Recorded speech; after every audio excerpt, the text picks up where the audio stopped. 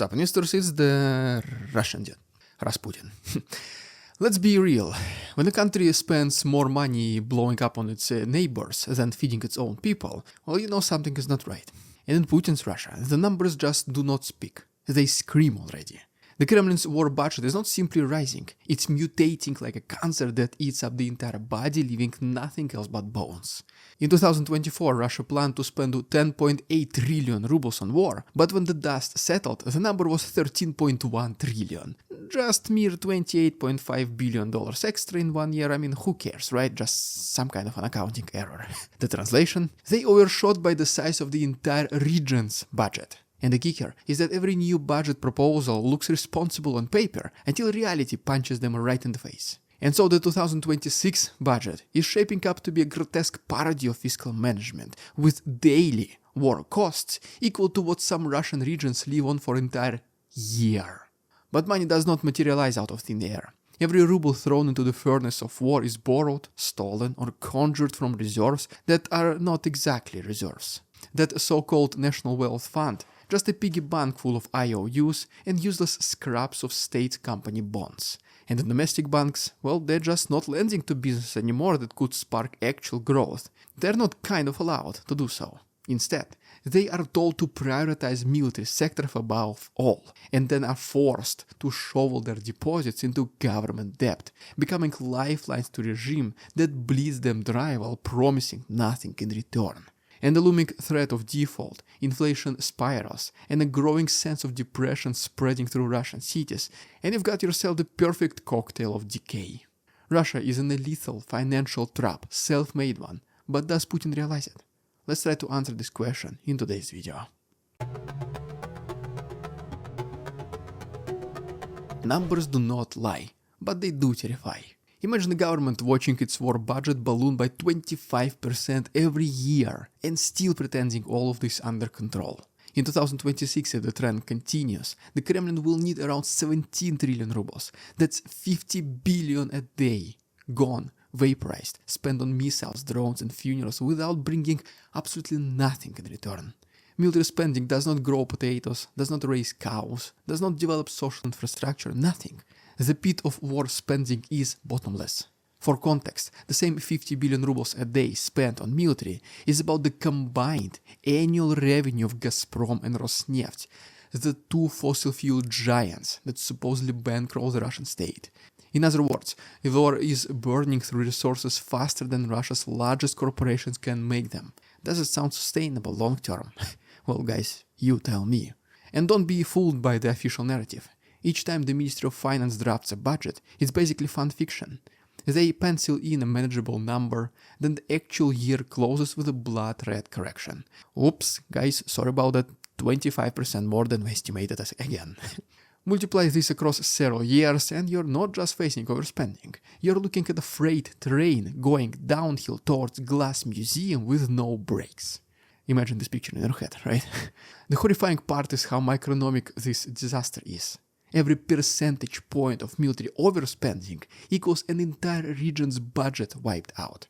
When the Kremlin says we will tighten the belt, it does not mean generals will skip cover.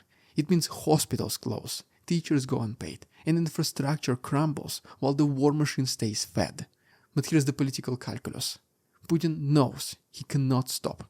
If he cuts war spending, his carefully manufactured illusion of power collapses.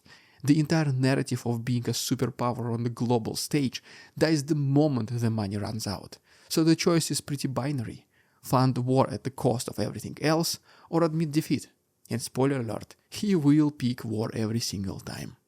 But how exactly the economy with significant dominance of spending over income can even survive? Let's answer this question in our next chapter.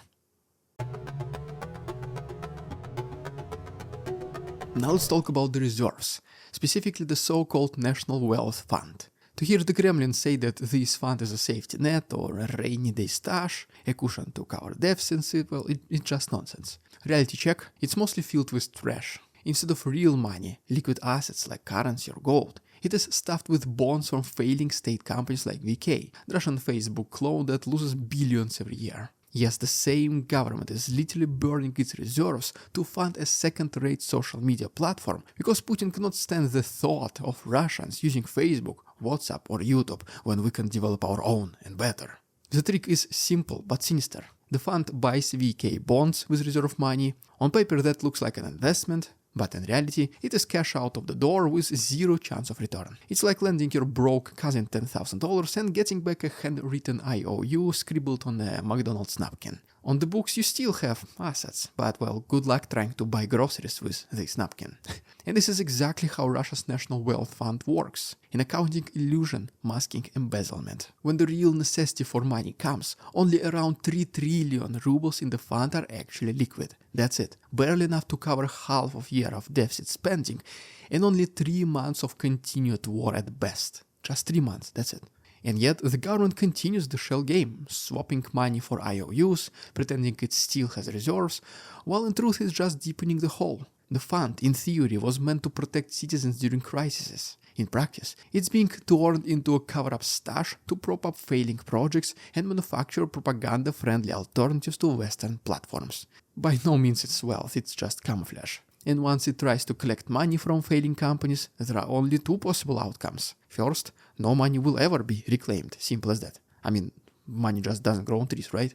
And second, companies will have to go bankrupt to repay at least some of their borrowings. One huge company disappears, then another one, financial panic starts to settle in, and well, you can imagine the rest is history. But for as long as they can play this "I promise I'll pay back you someday" game, which pretty much resembles a Ponzi scheme, the fund survives. Let's see exactly how it works in our next chapter. If the reserves are fake, where does the real war money come from? Enter the federal loan obligations, government bonds that banks are forced to buy. Banks do not do this out of patriotism, no, they literally have no choice. Separated from the global markets, with strict rules limiting how they can hold assets, Russian banks are shoved into a corner. So what they do is that they take depositors' money and lend it straight to the state. Your savings, congratulations, transformed to a missile. Your grandmother's pension, just a loan to Putin's armory with the promise to pay it back. And here is where it gets ugly. These are not short-term debts.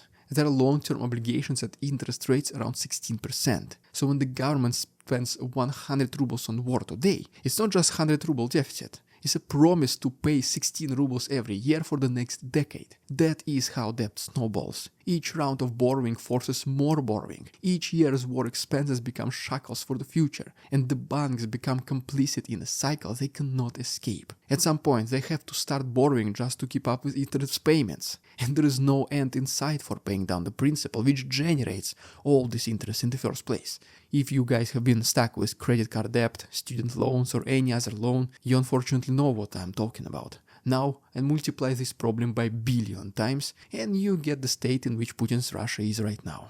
This debt structure looks less like fiscal policy and more like a Ponzi scheme. Today's interest payments are funded by tomorrow's loans. Tomorrow's loans are funded by even more debt. The cycle continues until it doesn't. And when it breaks, the fallout will be catastrophic. Imagine banks collapsing under a wave of worthless assets, depositors rushing to pool money that no longer exists, and the government faced with the choice between hyperinflation or outright default.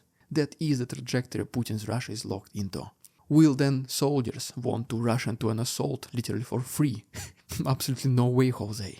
So if the people of Russia might not stop the war, the economy will. And let's not forget, unlike the United States, which borrows at cheap rates in a growing economy, Russia borrows at enormous rates in a stagnant one. There is no growth to offset the debt. Every ruble borrowed is debt weight. When 20% of the budget goes to just paying all debt and 40% goes to sustaining the war machine nobody wants, what's left? Nothing but ashes and excuses. No wonder people of Russia are so financially depressed right now. It does not show much yet, but inside, they most certainly feel it. All of this is not just numbers on the spreadsheet. It is crushing the Russian people. Investigative journalist Andrei Soldatov nailed it. There is a palpable depression spreading throughout cities, almost his literal quote. Before, many Russians ignored the war, treating it like a background noise on state TV. Life carried on, propaganda wrapped the horrors in slogans, and people just mostly shrugged. But drone attacks changed that. Explosions at airports, air raid sirens in Moscow, endless footage on social media. It became impossible to pretend nothing is happening. The war kicked down their front door. And what happens when citizens feel trapped? They just grow cynical, fatalistic, detached. They just stop believing in change because, as Soldatov put it, Putin is seen as eternal.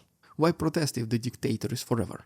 Why resist when jail is the reward for questions?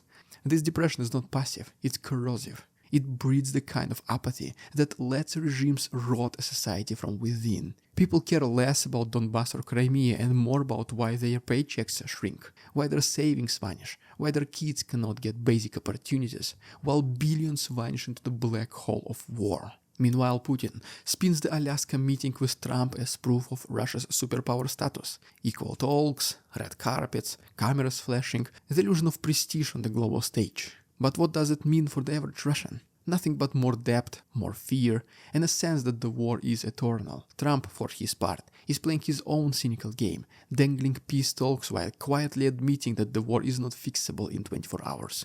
He even mentioned that he temporarily steps back from organizing peace talks between Russia and Ukraine, and he wants the presidents of these two countries to first meet between themselves. And obviously, well, knowing Putin and Zelensky, that's most likely not gonna happen. No one is willing to extend their hand first. And just like this, we might get back to status quo in the next couple of weeks.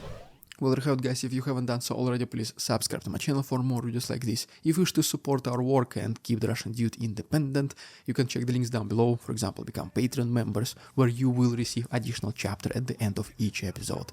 The link is down below. Thanks so much for watching. See you tomorrow.